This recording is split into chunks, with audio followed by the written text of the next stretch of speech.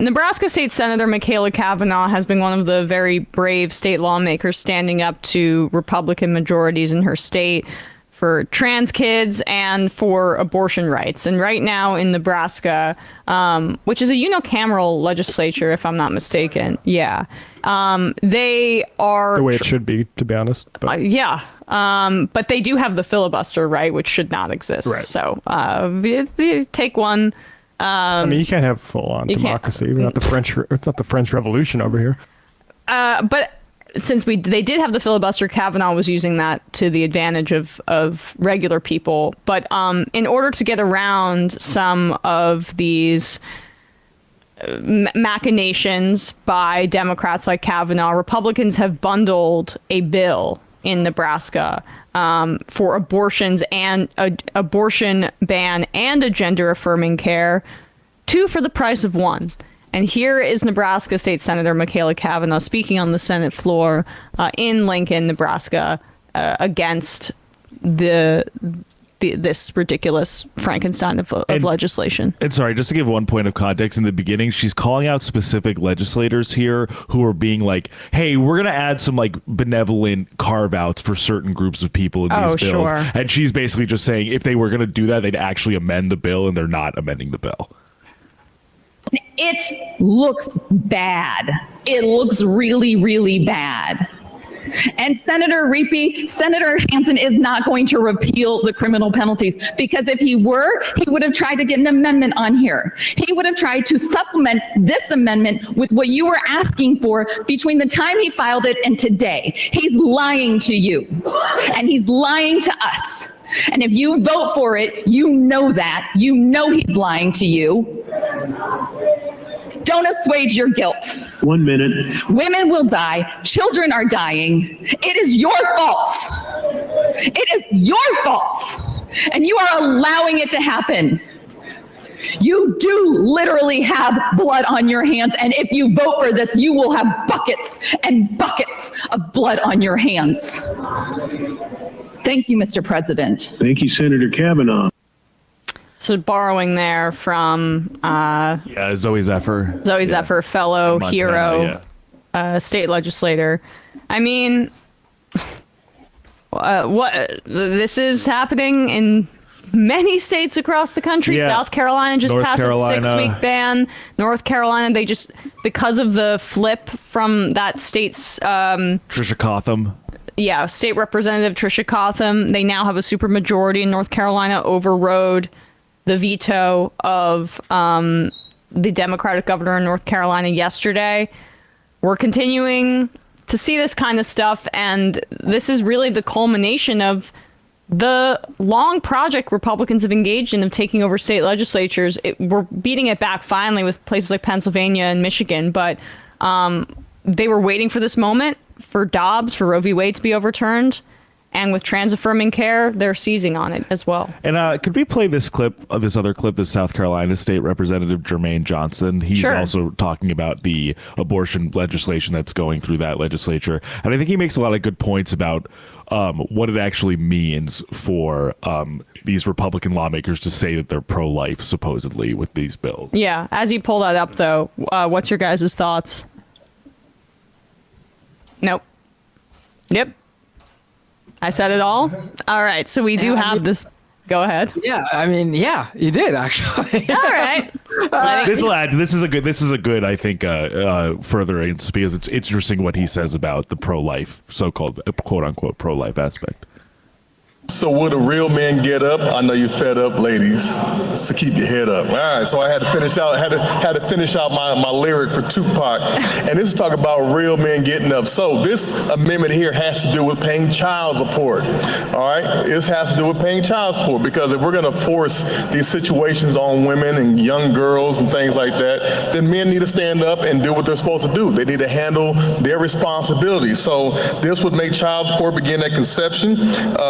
a father would have to pay half of these expenses that are not covered in health insurance premiums. They would have to pay for mental health counseling in a situation where there was rape or incest.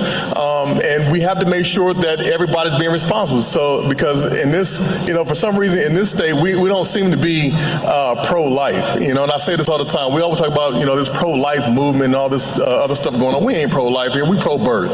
And it's about time y'all start acting like it, all right? Start acting like you're pro-birth. So, if we're pro-life and if life begins at conception, like a lot of you all in here are saying, then child support should begin at conception. Then this child should be taken care of at conception. Child support should start at the very beginning, and we should treat this child that y'all are saying like an actual person. Let's not skimp out and treat these unborn children like they're 3/5 of a person or like they're half of a person and not a real person. Let's really talk about these children. Let's support these children the way that they're supposed to be supported. It's one of those things up in here, man. We like to be, I go back all the time. We're hypocrites in here.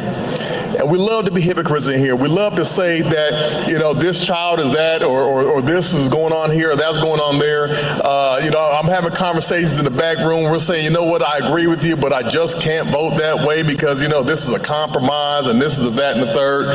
Where is it? When are we going to stand up and actually do what's right? When are we going to believe, and even if you don't believe in abortion, even if you don't believe in, a woman's right to choose, at least do some things to help her out. Let's expand Medicaid, man. Like, at least do something. Well, yeah, I don't love the construction fully, but I like the Medicaid expansion part, and I like the flipping it of the onto the men or onto the fathers. Fundamentally, even child support aspects aside, I just think the idea of these people being pro-birth is true.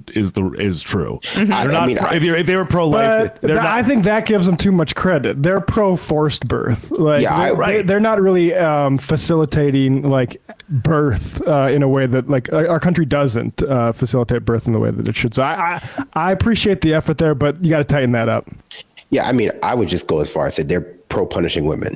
There's just a substantial portion of this country that views a baby or unwanted pregnancy as the appropriate punishment for a woman who's, having premarital sex. And there's just happens to be a portion of our country who wants to align with those people who don't view it that way. There is a compassionate Catholicism out there, I guess, who just views life as a gift. And, I would say they stand in stark opposition to this life as a punishment portion that they align with. But, as long as the babies are being born, no one seems to care what the motive is from these, misogynists in political power. But yeah, this is just a world where women being forced to give birth to the babies of rapists, the babies of family members, the babies of other types of abusers is just the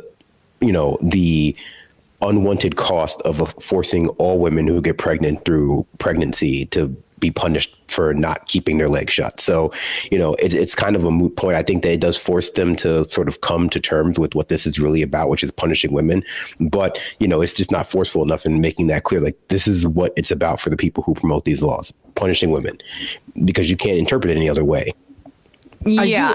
I do like the angle of the child support that he went with, though, because a lot of the right wing focus is on how women just don't want to take responsibility and deal with the consequences, which is giving birth to a child and raising that child, which is bullshit framing to begin with. But they barely ever, if they even ever, talk about how how rough pregnancy is, just the issues that women deal with just to be pregnant during that time period. And they never even, that's not even, with all the horrible things they come up with, that's a complete area they usually just don't even touch upon.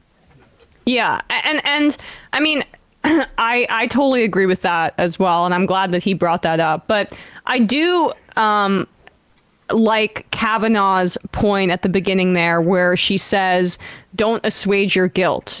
Don't use these caveats, or they're not even caveats, as you said, Bradley. They're just promises that are completely filled with hot air to assuage your guilt, because that's what that's designed to do for the lawmakers and for the people voting for this kind of stuff.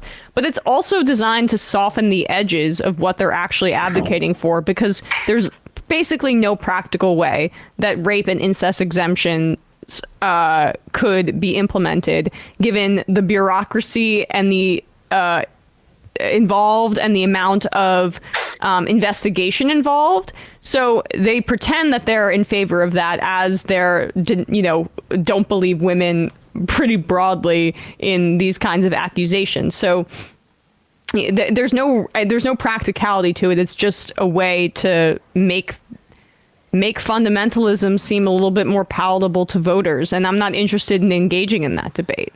And I think what's important too about I think it's good for when some of these clips get any traction, like Machaela Cavanaugh's have before, to we should know these people's names. Mm-hmm. We should, it's very, these are usually relatively anonymous senators in state legislatures that do not get a lot of media coverage, and they're the ones who are the architects of stuff like this. So we should know the names of the people who are making this suffering happen.